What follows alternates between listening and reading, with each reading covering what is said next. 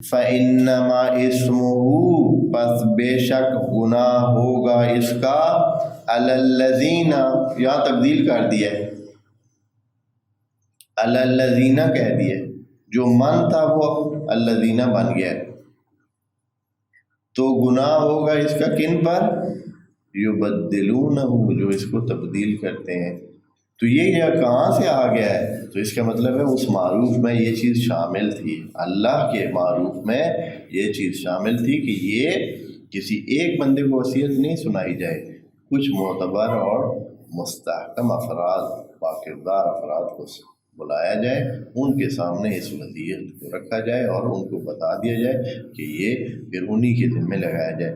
تو یہ پھر کتنے ہو جائیں گے؟ کئی ہو جائیں گے، اس لیے یبدلونہ کہ جو اس کو تبدیل کرتے ہیں ان پر گناہ ہوگا۔ یبدلونہ کتنے بن جائیں گے؟ ایک بندہ نہیں، سامعہ والے جتنے بھی ہوں گے جو اس کو سمجھ چکے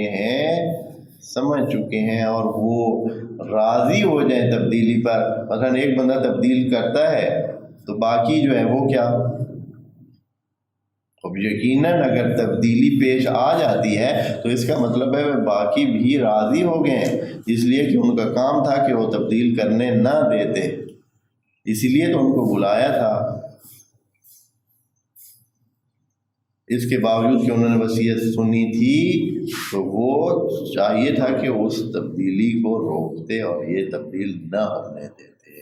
تو گناہ ان سب پر ہوگا جو کیا ہے، جنہوں نے سننا تھا اور سمجھا تھا، اور البتہ یہ ضروری ہے کہ ان کے بس میں اگر ہو تو، یہ نہیں کہ بے بسی کی حالت میں کوئی گناہ گار نہیں ہوتا ہے، اگر ان کے بس میں ہو لیکن خاموشی اختیار کر لیں، جیسے اکثر ہوتا ہے۔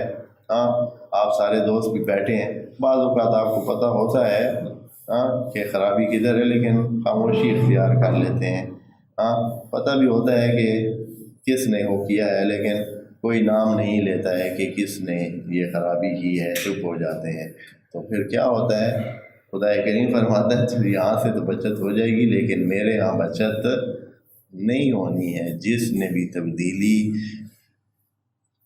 کی، یعنی جو سن چکا تھا، جو سمجھ چکا تھا اور پھر بھی اس نے اس پر وہ راضی ہوا، تو سمجھیں وہ تبدیلی کا حصہ ہے اور گناہ گار ہے۔ ان اللہ سمیع علیم، اللہ بے شک سمیع ہے اور علیم ہے، وہ ہر چیز کو سمجھتا ہے۔ اس لیے دوستو یہ جو سمیع کا سم کا معنی کیا ہے، اس میں بعض اوقات دیکھنے پر بھی انسان سن سکتا ہے، یعنی جس نے دیکھنے پر کسی چیز کو سمجھ لیا، ٹھیک ہے، تو بھی سمجھیں کہ اس نے سن بھی لیا۔ اسی طرح بصارت میں اور رعا میں، بصرہ اور رعا میں اور نظرہ میں بھی یہی فرق ہے۔ بصرہ وہ ہوتا ہے جو دیکھنے کے بعد اس چیز کو سمجھے بھی، اس چیز کو سمجھ بھی جائے تو پھر بصرہ ہے، اس کی ساری جو مین کہانی ہے اس کو پتہ چل جائے۔ اور جو صرف نظرہ وہ ہوتا ہے جیسے صرف اس نے دیکھا ہے، جیسے مثلا گائے بھینس بکری دیکھتی ہے، نظر کرتی ہے لیکن بصیرت نہیں کرتی، بصارت نہیں کرتی۔ تو انشاءاللہ اس کا معنی اگر جب آئے گا واقعی الفاظ کا تو عرض کریں گے۔ بس جو اس طرح کریں گے تو وہ بس کس طرح تبدیل کیا؟ فَمَن بَدَّلَهُ جو تبدیل کرے تو گناہ گار ایک بندہ نہیں ہوگا، وہ سارے ہوں گے جنہوں نے کیا کیا ہے، اس تبدیلی کا جو حصہ بنے ہیں، جو خود تبدیلی میں شامل تھے اور جو تبدیلی پر راضی تھے اور چھپ رہے اور انہوں نے اس وصیت کو بدلنے میں مدد خود نہیں کی لیکن ان کی چپ نے مدد کی ہے، ان کا خاموش رہا، تو یہ سارے گناہ گار ہیں۔